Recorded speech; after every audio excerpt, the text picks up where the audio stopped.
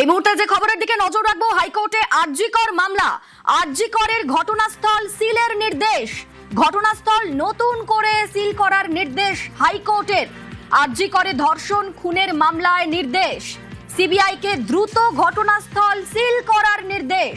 CBI কে নির্দেশ কলকাতা হাইকোর্টের। পর্যবেক্ষণ বিচারপতি তীর্থঙ্কর ঘোষের ডিভিশন বেঞ্চের। হাইকোর্টে আরজিকর মামলার শুনানি এবং এই শুনানিতে নির্দেশ দেওয়া হয়েছে আরজিকরের ঘটনাস্থল সিলের নির্দেশ। ঘটনাস্থল নতুন করে সিল করার নির্দেশ দিল হাইকোর্ট। আরজিকরে ধর্ষণ খুনের মামলায় নির্দেশ, সিবিআই কে দ্রুত ঘটনাস্থল সিল করার নির্দেশ। সিবিআই কে নির্দেশ দিল কলকাতা হাইকোর্ট। পর্যবেক্ষণ বিচারপতি তীর্থঙ্কর ঘোষের ডিভিশন বেঞ্চের। আমাদের সঙ্গে অর্ণব রয়েছেন প্রতিনিধি। অর্ণব, কি পর্যবেক্ষণ? দেখো, বিচারপতি শম্পা সরকার এবং বিচারপতি তীর্থঙ্কর ঘোষের ডিভিশন বেঞ্চ আজকে এই মামলার শুরুতেই যে বড় প্রশ্নটা তুললেন, যে মামলার মধ্যে যে বিষয়গুলি বারবার বিবেচনায় রয়েছে, যেগুলি পেন্ডিং রয়েছে, অর্থাৎ ফার্দার ইনভেস্টিগেশন বা রি ইনভেস্টিগেশন, পুনরায় তদন্ত হবে কিনা সিবিআই এর, এইরকম একটা মামলাতে কেন প্লেস অফ অকারেন্স, অর্থাৎ যেখান থেকে দেহ উদ্ধার হয়েছে সেই সেমিনার হল বা সেটার সাথে ইন্টারলিঙ্ক যে সমস্ত জায়গাগুলি সিবিআই মনে করেছে গুরুত্বপূর্ণ, যেমন পরিবারের তরফে বলা হয়েছিল সপ্তম তল আরজিকর হাসপাতালে যেখানে সন্দীপ ঘোষ অর্থোপেডিক্সের চেম্বার রয়েছে, সেই জায়গাগুলি সিল কেন করা হয়নি, এবং এই প্রশ্ন বড়সড় আকারে বারবার সিবিআইয়ের উদ্দেশ্যে করতে থাকে। এবং এটাও মৌখিকভাবে তখনই পর্যবেক্ষণ এবং মুখে নির্দেশ আকারে সিবিআইয়ের উদ্দেশ্যে জানিয়ে দেয় ডিভিশন বেঞ্চ, অনতি বিলম্বে যত দ্রুত সম্ভব আরজিকরের শুধুমাত্র যেখান থেকে চিকিৎসকের ওই দেহ উদ্ধার হয় সেই জায়গা নয়, তার সঙ্গে ইন্টারলিঙ্ক যে জায়গাগুলি রয়েছে সেগুলো তারা সিল করে দিক। যদিও পরে সিবিআই এর তরফে পিএসসি তিনি বলেন যে ইতিমধ্যেই সেমিনার রুম তারা সিল করেছে এবং যা বিচারে এসছে, অর্থাৎ শিয়ালদহ আদালত যে বিচার করেছিল যেখানে রায় ঘোষণা হয়েছিল, সেখানেও এই প্লেস অফ অকারেন্স হিসেবে কিন্তু দেখানো হয়েছে সেমিনার রুম কি। অর্থাৎ সিবিআই বোঝাতে চাইছিল যে এখানে একটাই গুরুত্বপূর্ণ প্লেস অফ অকারেন্স, সেই সেমিনার রুম, সেটা সিল করা রয়েছে, কিন্তু তার আগে একটা ঘটনা ঘটে থাকতে পারে, ইন্টারলিঙ্ক রয়েছে।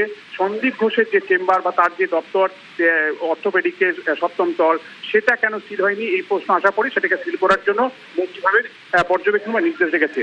এরপরে এই ঘটনায় যেহেতু পুনরায় তদন্ত চেয়ে মামলা, যেটা শিয়ালদহ আদালতের রায় ঘোষণার আগেই মামলা দায়ের করা ছিল এবং সুপ্রিম কোর্টেও একটা স্বতঃপ্রণোদিত মামলা চলছিল, এবং এইরকম যখন একটা পরিস্থিতি, সেখানে সিবিআই কেন এই সিল করার প্রশ্নে তাদের এইরকম সন্দেহান একটা অবস্থা, এই সময় সীমা পাহুজা সিবিআইয়ের যিনি আধিকারিক, যার নাম নিয়ে একাধিক রকম বক্তব্য আসছে, সেই সীমা পাহুজা কি ভার্চুয়ালি সঙ্গে সঙ্গে সংযোগ করতে নির্দেশ দেন এবং তিনি ভার্চুয়ালি কানেক্ট হন কলকাতা হাইকোর্টের মধ্যে। এবং সীমা পাহুজা সরাসরি স্বীকার করে নেন যে প্লেস অফ অকারেন্স হিসেবে শুধুমাত্র সেমিনার হল কি তারা সিল করেছে, এছাড়া অর্থাৎ সপ্তম তল, যেটা নিয়ে অভয়ার পরিবারের নির্দিষ্টভাবে মামলায় তাদের অভিযোগ রয়েছে যে এই চেম্বারের বেশ কিছু গোলযোগ ঘটতে পারে, সেখানেও এই ক্রাইমের আগের কোনো সিন সেখানে তৈরি হতে পারে, সেটাকে সিল করা হয়নি, সেটাকে পুরোপুরি সেটাকে আটকে দেওয়া হয়নি, সেটা স্বীকার করে দেন সিবিআই সীমা পাহুজা। এবং এরপরে মামলা যে উচ্চতায় উঠতে থাকে, কার্যত দুই বিচারপতি নিজেদের মধ্যে আলাপ আলোচনা করেন এবং জানিয়ে দেন বিচারপতি শম্পা সরকার প্রিজাইডিং জজ, সিবিআই যে রিপোর্ট দিয়েছে অর্থাৎ 9 এপ্রিল বিচারপতি রাজশেখর মান্তা ডিভিশন বেঞ্চের নির্দেশে, এই রিপোর্টে তদন্ত নিয়ে নতুন কোনো দিশা নেই, কোনো দৃষ্টিকোণ নেই। কার্যত যেভাবে সিবিআই তদন্তটা করেছে, বিচারটা করেছে, তার একটা সিনপসিস ফর্ম দিয়েছে রিপোর্টের মধ্যে, অর্থাৎ নতুন কোনো দৃষ্টিকোণ এমন কিছু সিবিআই রিপোর্টে নেই যেটা দেখে আদালত এখান থেকে কিছু সিদ্ধান্ত বা কনক্লুশন টানতে পারে। তাই পরিবার যে 38 মূল প্রশ্ন নিয়ে প্রথম একক বেঞ্চে মামলা করেছিল, বিচারপতি তীর্থঙ্কর ঘোষের বেঞ্চে সিবিআই পুনরায় তদন্তের আবেদন করেছিল আরজিকরের চিকিৎসক তরুণী ধর্ষণ ও খুনের ঘটনায়, সেই মামলাটি অর্থাৎ সেই সিঙ্গেল বেঞ্চের মামলাটি সবার আগে বিবেচনায় আনবে ডিভিশন বেঞ্চ, এটা স্পষ্ট জানানো হলো।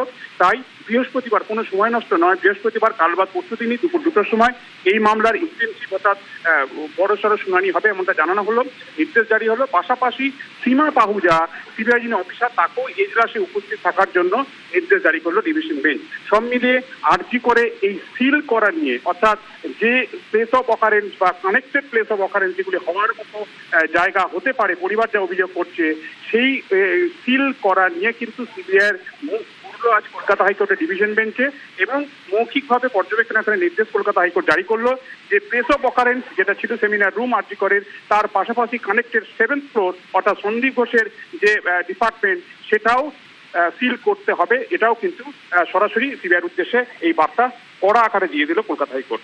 বেশ, ধন্যবাদ অর্ণব।